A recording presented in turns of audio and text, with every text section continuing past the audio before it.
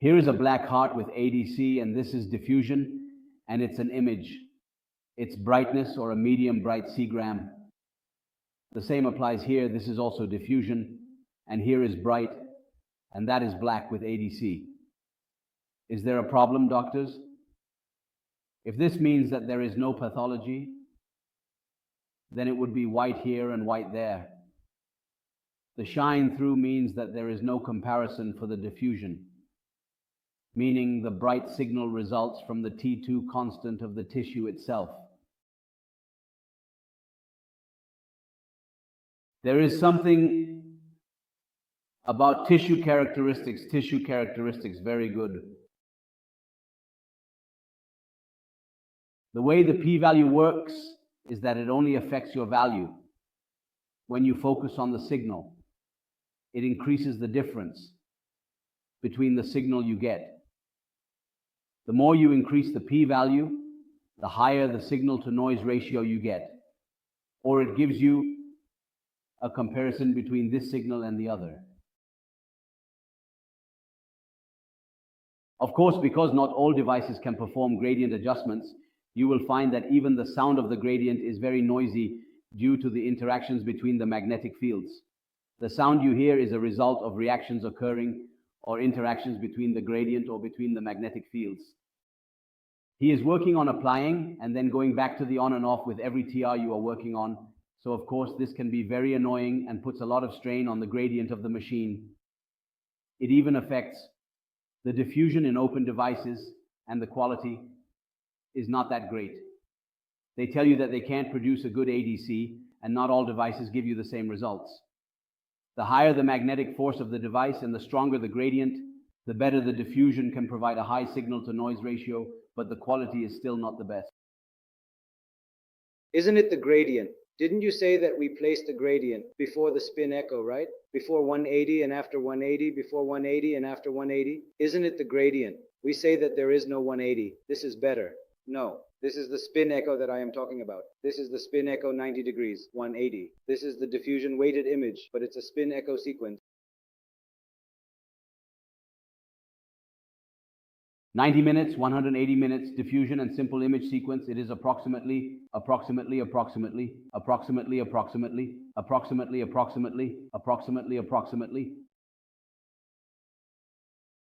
When we talk about understanding, I continue, I said the same for me. This is the two sequences. The return is the B0, of which is this.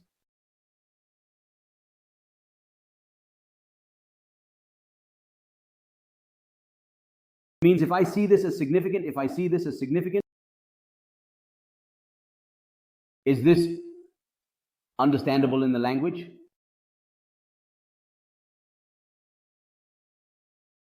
Of course, these are the topics that I will talk about a little. I will discuss something among those mentioned.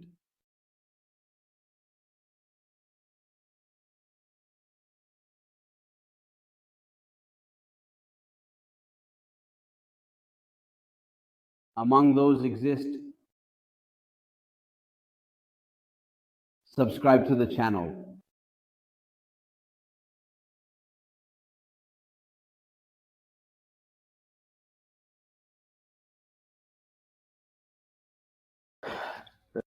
We talk about gradient ecosequence.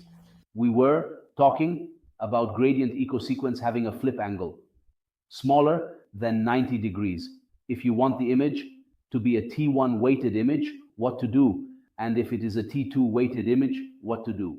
Also, short TR is part of all the discussion on gradient ecosequence. The difference is I do not have a 180 degree refocusing pulse.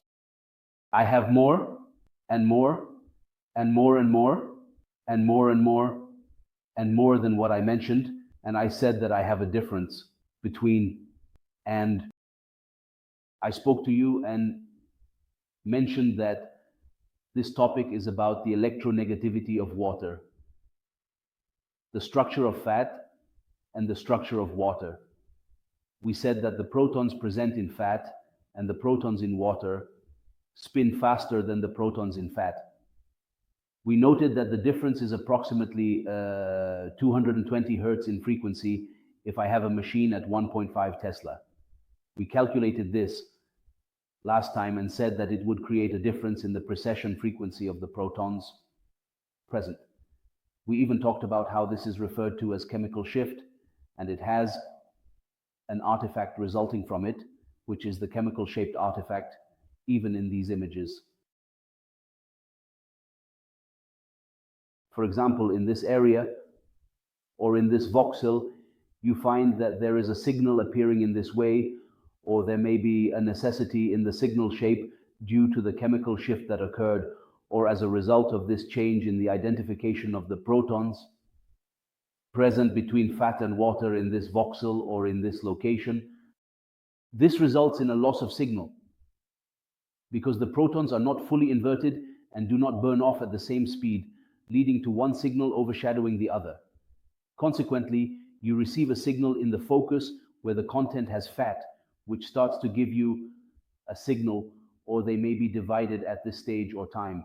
Therefore, you experience a loss in the signal because, as we always say, the strength of the signal depends on having your protons fully inverted.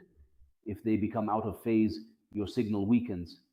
I told you we would create a sequence based on this topic called M phase and autophase sequence. What is this topic? There are some lesions or certain things that contain fat content, and you want to ensure whether it is pure fat content or if it is mixed with something else like the adrenal adenoma in front of us, and you start wanting to confirm if it is there a fat or liver like this? Is there a fat or liver like this?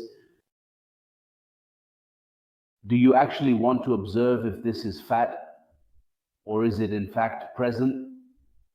So what do you essentially do? You perform something based on the idea of chemical shift that exists between the protons in water and fat. We said there is a difference in frequency, which is 220 Hertz. They started doing calculations and told you it ended. Now they said at 0 time the protons in fat and water are both together in the same place, there is no problem. At 2 milliseconds, they found that there is a fixed difference between the two, and at that time, both fat and water are completely defaced. As a matter of fact,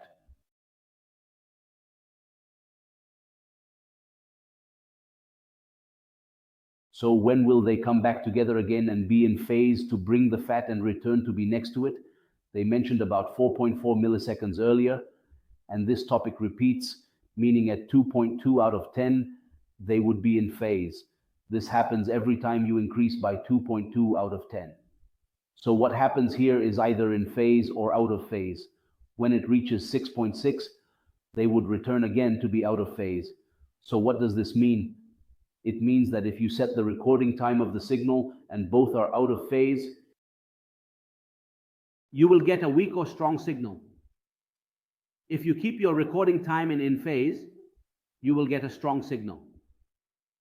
This indicates that your voxel contains fat and water, meaning your voxel contains fat and water. Now I will find the out of phase signal. If this voxel contains fat and water, I will find a pretty strong in-phase signal because the voxel contains fat and water. So, if this voxel contains fat and water, will it make a difference for in-phase or out of phase? For example, here is a voxel, and here is another voxel, and here is another voxel. The voxel there has only fat, the voxel there has only water, and the voxel there has both fat and water. The voxel there has only water. If I recorded 2 and 2/10, this is considered 2 and 2/10, and this is considered 2 and 2/10, and this is considered 2 and 2/10, and this is considered 2 and 2/10, and this is considered 2 and 2/10, and this is considered 2 and 2/10, and this is considered 2 and 2/10, and this is considered 2 and 2/10, and this is considered 2 and 2/10. Is it present or not? If it's not present, what will the signal coming to you be? It will be coming from the water. Is there anything that will cancel it out or make it disappear? No, there isn't. So the signal will be weak. Now the voxel next to it contains fat and water, and both are at 2 2/10 out of phase. So they cancel each other out, resulting in a weak signal. The same applies to fat. It will give you a signal, but there is something that will distort it. No, there is nothing in the signal that will come to you. If you take an in-phase image and then take an out-of-phase image, it will be like this picture. Here, for example, this fat on the outside is entirely outside. And this is the same fat here, bright. And here, bright. Meanwhile, as you can see, your region is bright here. And this means what, doctors? It means that the region contains fat and water as well. The liver, a vital organ in the human body, plays a crucial role in various metabolic processes. So, is there a definitive conclusion we can draw here? It appears that the liver has experienced a decline or setback. However, as long as this decline has occurred, we must consider that the same principles or effects will apply in a proportional manner. This means that any changes or impacts on the liver will be reflected in a way that is consistent with its overall function and importance in the body. Understanding this relationship is key to addressing any issues that arise.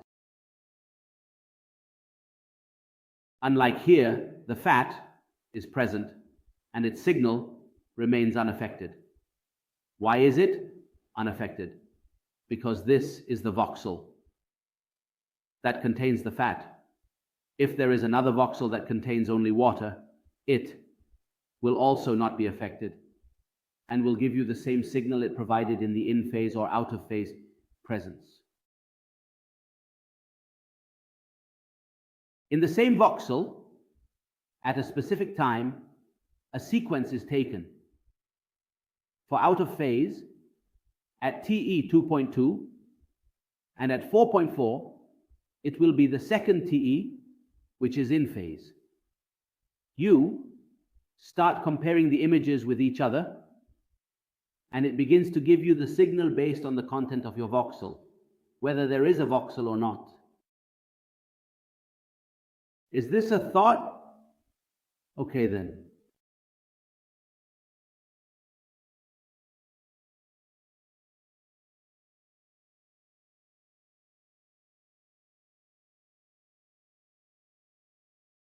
Is the sequence dot better, or is it better to use a fat suppression sequence, which is of course?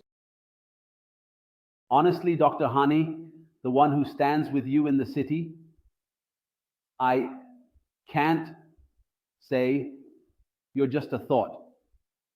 There are definitely other aspects that might benefit you in terms of diagnosis from a physical standpoint, you know what I mean.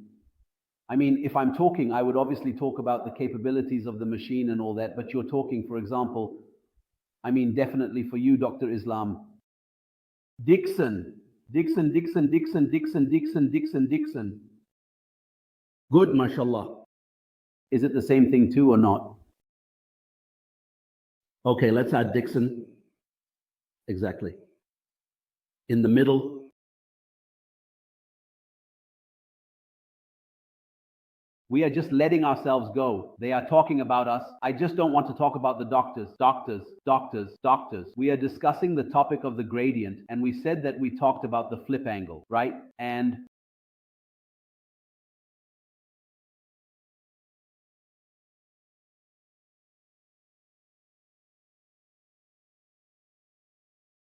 yes, we talked about the topic, and I said that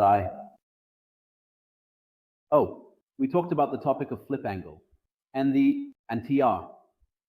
If you want a small angle, what will happen? And if you want a large angle, what will happen? And TE and TR, we said that you create an image highly dependent on T1 or less T2 weighted. Now let's clarify that TE always controls TE2 star weighting at a location. Now, the gradient and TR control T1 weighted, and the flip angle controls T1 weighted. If we remember, that the more you increase the flip angle, you will create a reference when there is a recovery between the tissues, you will have a difference. Therefore, it is always said that you should use the flip angle if you want a gradient equal image. For example, T1 weighted higher than 50, for example, the difference when recovery occurs between the tissues. So that's why it is always said to use it if you want. Like A, like a, therefore we talked about that story which contains T2 star. Well, let us want to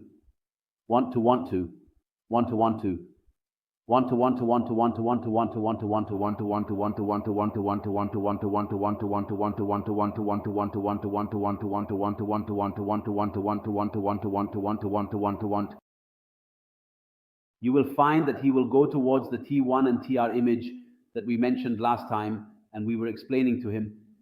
And here, everything that enhances TR,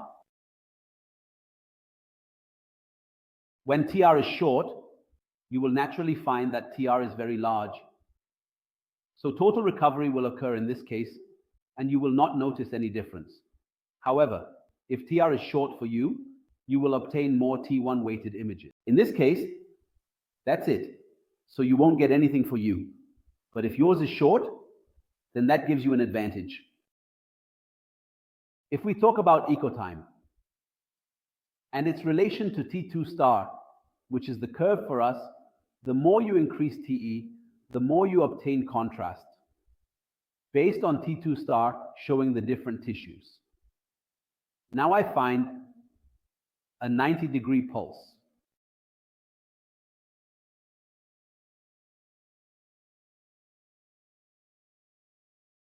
The longitudinal magnetization decreases on the transverse plane, which means that there is a part of it, such as some components or elements within it, that I do not apply.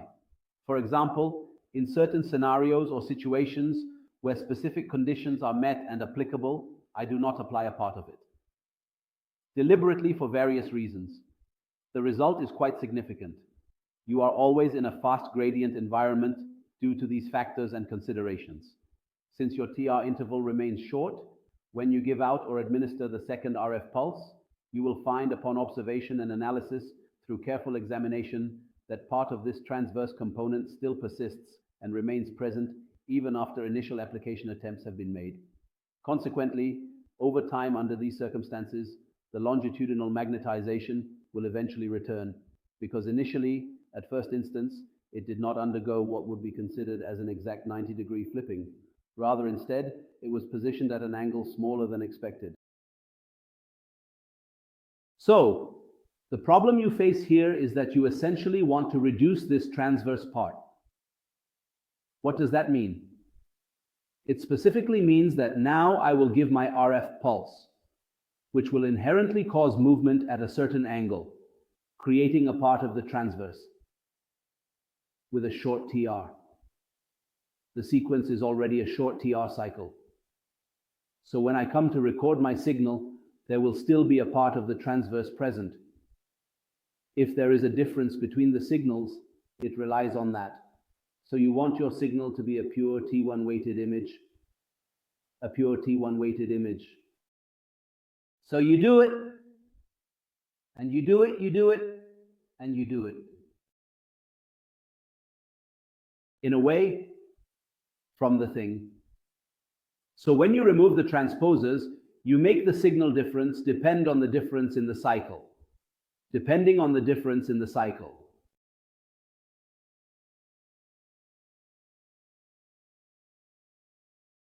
You can use long TR spoiling, which means extending your TR a bit.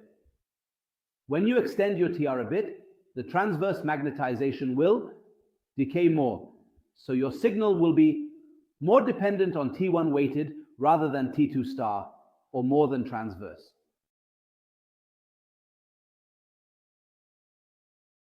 But this method is not very useful. There is another way to do something called gradient spoiling. What is gradient spoiling? After running the signal, before you start the new cycle, you use a gradient. This gradient works by dephasing the protons present, which causes your signal to diminish. So when you apply the signal for the second RF pulse, you have eliminated the transverse component that arises from the previous signal. The problem that occurs in many systems, especially in complex systems, is that you give the initial cycle a bit of transverse, and some residual transverse remains, then you keep giving transverse, which can accumulate over time and cause issues. So what do you do to reduce this issue from the start and ensure that the system functions optimally without unnecessary complications? You apply a technique known as gradient spoiling, which is crucial in managing these issues effectively. After you give the 90-degree pulse and remember the signal, what you do before starting the second cycle is to give a gradient, which you apply as a phasing gradient to ensure that the system is reset and ready for the next cycle without any residual effects. Local proton comparison returns it to its normal state, as if you are waking up and everything goes back to how it was. If there are protons still present, you can revert them, and everything returns to its old state.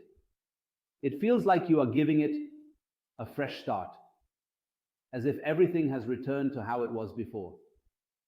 This method too is, well, most vendors and machines operate on RF spoiling. Let's first understand what RF spoiling is. This is the image on the left, which is spoiled. What does spoiled mean? It means it is highly dependent on the T1 weighted constant that exists between the tissues. The unspoiled means that there is a part of the transverse and a part of the T2 star effect.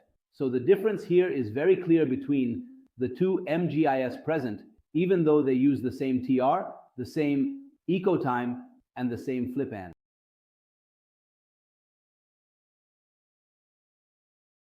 To understand what they call RF spoiling, if I mention the GTR color, it's easy, no problem.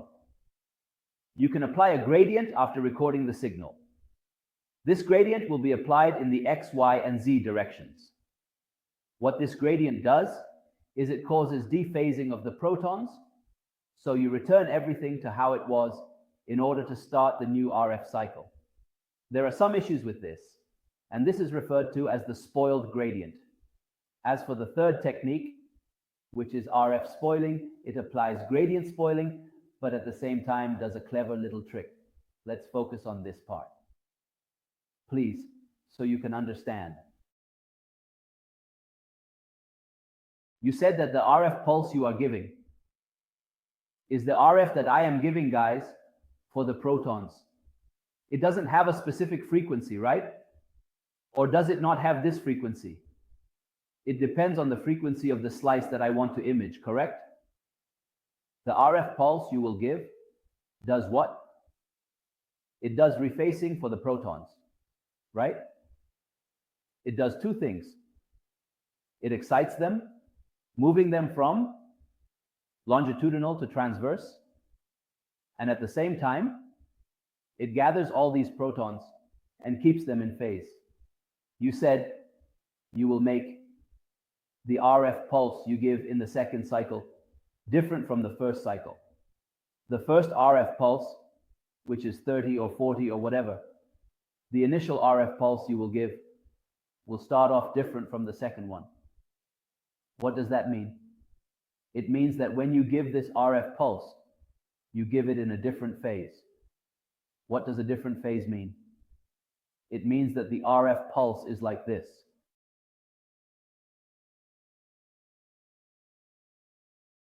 Oh, this place has a frequency with a nice output.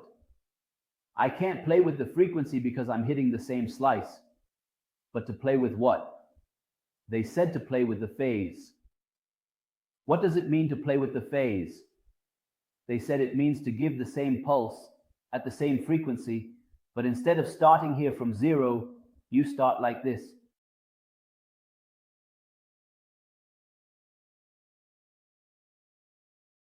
You are giving a signal at the same frequency, but at a slightly different time or phase. So, what exactly does this mean? When you do this, the existing transverse magnetization will be significantly affected. Your main problem was that when you applied the second RF pulse, you were applying it at precisely the same phase as the first one. So, when you record your signal, you receive a signal from both the transverse and the longitudinal. The signal from the transverse comes to you with exactly the same frequency and phase as the longitudinal signal that you initially sent with the primary RF pulse. Now, when you apply the second RF pulse at a distinctly different phase, you will significantly affect the longitudinal signal. You will essentially receive the signal from the longitudinal in a distinctly different phase than the transverse. This is ultimately because the previously existing transverse from the first cycle will come to you in the phase of the first cycle, allowing you to detect the signal coming from the transverse in a distinctly different phase from the signal coming from the longitudinal. I want to adjust the first RF pulse a bit. Okay, fine.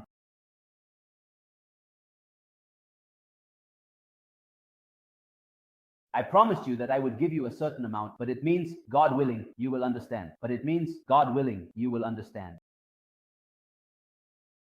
I want to enter the RF pulse first, okay? I want the RF pulse first, okay? I want the RF pulse first, okay? I want the RF pulse first, okay? I want the RF pulse first, okay? I see it hits me in the longitudinal and then goes down to transverse. Is that clear or is there a problem? Just stay with us in case anything comes up, okay? Is the gradient time short or long? Short, that's the problem. Okay, there is a part that remains in transverse. This part gives me a signal that has frequency and phase, meaning it has a phase at a certain time or at a certain angle, which they call phase angle. It starts from zero, so everything starts from zero in a certain way with a certain shape